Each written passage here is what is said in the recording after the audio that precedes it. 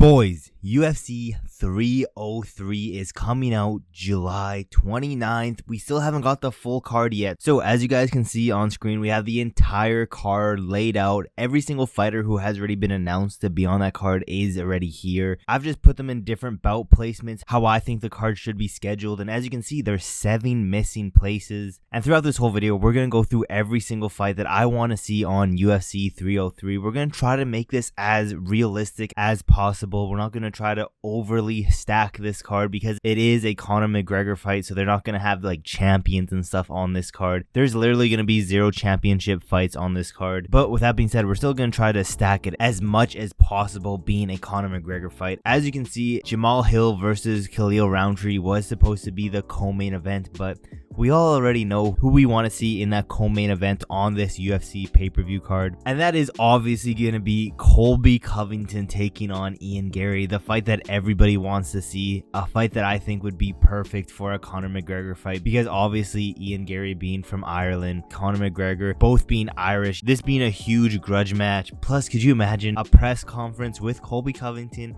with Conor McGregor? Sign me up 100%. I know pretty much every single one of you guys who are watching this video wants this to be that co-main event slot. And to be honest, I don't think there's a fight that could be any better as that co-main event spot for this Conor McGregor pay-per-view. Plus, realistically, this is probably, the best fight for Colby Covington. He doesn't want that Shafkat fight. He doesn't really want any other fight in the division. They're not going to give him a Wonder Boy fight. Ian Gary, Colby Covington. I saw some videos of people saying they're not going to give Ian Gary the Colby Covington fight because potentially one of their stars is going to get eliminated either in Colby Covington or in Ian Gary. But let's be realistic, guys. Colby Covington, I don't see him sticking around the sport much longer. There's all this talk of next title shot. I don't think Colby Covington's getting another title shot in his career ever again. That's just my personal opinion. I don't see a path for that to happen. So why not just send him off with someone like an Ian Gary? But moving down, you can already see Jamahal Hill versus Khalil Roundtree would be the next slot. But after that, this is a sleeper pick, by the way. This one doesn't necessarily have to be in this ranking, but I like it here. Give me Jose Aldo taking on Dominick Cruz. If you guys didn't watch my Operation Get Jose Aldo the belt back, then you probably have no idea why I matched up Cruz. So if you want to know why I'm matching up him with Dominick Cruz instead of someone else in the division, go watch that video after this one. But Dominick Cruz, Jose Aldo, a fight that the fans have been wanting for a long time. If you guys didn't know, Jose Aldo was actually supposed to take on Dominick Cruz on his return at 301 instead of Jonathan Martinez, but Cruz got injured or something around that lines where he couldn't and he had to pull out. But that was the original fight, Aldo versus Cruz. And again, just imagine the scene. We're at the press conference. We have Colby Covington, we have Conor McGregor, we have Jose Aldo. Is there going to be some sneak disses between Conor and Aldo again? I don't think so. It seems like they built a bridge over it. It seems like they're all good now, but there might be some shots thrown there, here and there. But Jose Aldo taking on Dominick Cruz is not only an amazing fight for each of their legacies, it's just a fight that the fans have been wanting for a hot minute, including myself. Now, with that being said, just recently Jose Aldo got to, I believe, ranked number 8 in the bantamweight division, and Dominick Cruz is around 11, 12. It's pretty low in the ranking, so I don't know if he'll actually take that fight. But again, if you didn't watch my video, Operation Get Jose Aldo the belt back, I went over exactly why Dominick Cruz here, and I went over why I think Jose Aldo would actually accept a fight like Dominick Cruz. But yeah, watch that video if you haven't. But let's move on to the opener of the main card because we already have Piper here. He's going to be the second fight on the main card, but opening up the main card. Now, realistically, bout arrangement, I can see this one switching up with the last fight on the prelims depending on how the UFC want to organize it. But in my opinion, I want Michel Pereira to take on Jack Hermansson. It's about time we get Pereira someone higher in the rankings. As of right now, Michel Pereira just entered the rankings at number 13. Jack Hermansson ranked number 9. A fresh matchup for both of these guys. The middleweight division is pretty booked up at the moment. Plus, we need to start giving this guy some higher level opponents. He's been fighting what looks like bums because of how fast he's been getting all of these guys out of here. So let's give him a jump up in experience, a jump up in the rankings. Someone who is, in my opinion, the gatekeeper of the middleweight division, Jack Hermansson. Let's see how he does with this, and if he can get past Jack Hermansson the way he's been getting past everyone at middleweight, we have a serious contender at middleweight. And what's better than getting a new exciting middleweight prospect in the UFC than having it showcase based on most likely the biggest card of the year on that Conor McGregor fight. So let's put him on that card. I think that's a great way to build up Michel Pereira, just because he's super fun the way he fights. He's a very fun fighter for the fans, and that's exactly the type of fights I want to see on a Conor McGregor fight. But with that being said, quickly, let's run through the prelims and the early prelims. We have 4 more fights to get through, and to finish off the main event of the prelims, like I said, I could have realistically see the UFC putting this the opener of the main card and switching it out with Michel Pereira and Jack Hermansson, but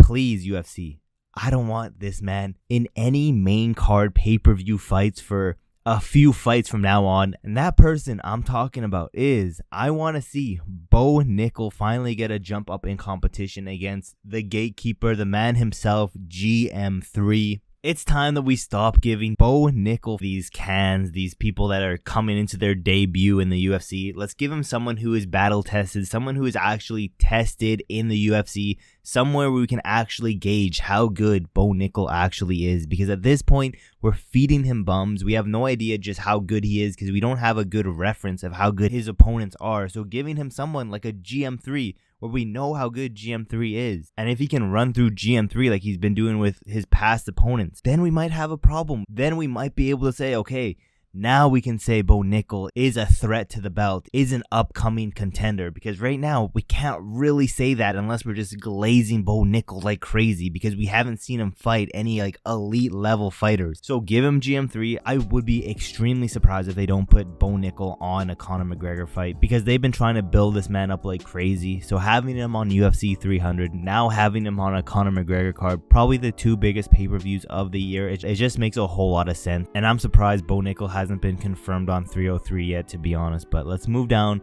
to the opener of the prelims. Someone who just recently fought at UFC 301, took no damage at all, got it done in the first round, put his opponent to sleep. I'm talking Mauricio Ruffy, an upcoming contender, someone that I could see the UFC want to build up. This guy has already been compared to Conor McGregor, so an obvious choice putting him on the Conor McGregor card. I want to see him take on someone a little bit higher in the rankings. I want to see Ruffy take on Claudio Puelles. Now, is this the most entertaining fight in the world?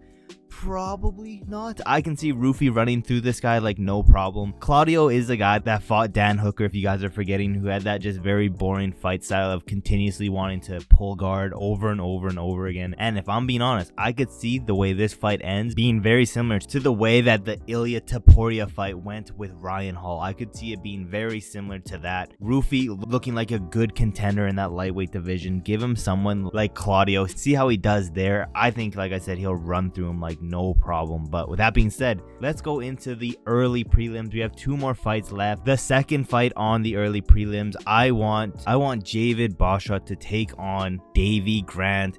Basharat we haven't seen in a minute. Last time he's coming off a loss, but a very entertaining fighter, someone who would be amazing on this UFC 303 card. Again, a lot of these fights that I'm putting together, I'm thinking entertainment wise. This one, a very entertainment fight, a good bounce back fight for Basharat coming off that loss back in March. It was just a unanimous decision. And then to open up the entire card, a super fan friendly fight, one that I would be so excited to see. A fighter that hasn't fought in a good amount of time. I think there's been some complications here and there, but a fighter I want to see back into the octagon in the heavyweight division. A great way to start off this card. Chris Barnett taking on Caio Machado. I would love to see this fight. Machado last fight was back in April 27th, kind of recently, but you know, he didn't get knocked out or anything. It was a unanimous decision loss, a 3-rounder. Chris Barnett's last fight was back in September. He got a TKO win against Collier in the 2nd round. So it's been a little bit since we've seen our favorite heavyweight in the octagon. So bring him back. UFC 303, open up the card with Chris Barnett. And yeah, you guys have to let me know in the comments below, what do you guys think of this UFC 303 card that I just built? I would be super happy if this was the card we got, I'm not gonna lie. Now, the likelihood of us getting such a stacked card like this is probably next to nothing, to be honest, but a man can dream. Let me know in the comments below, is there any fight that you would switch out? Is there any fighter you would want to see more on this UFC pay-per-view card? And yeah, thank you guys so much for watching to the end of the video. We're on that goal for 300 subscribers. We're so close to hitting it. So if you haven't yet, subscribe with those post notifications turned on so you never miss any of my newest videos. And yeah, there's really not that much else left to say except for I will see you guys in my next video.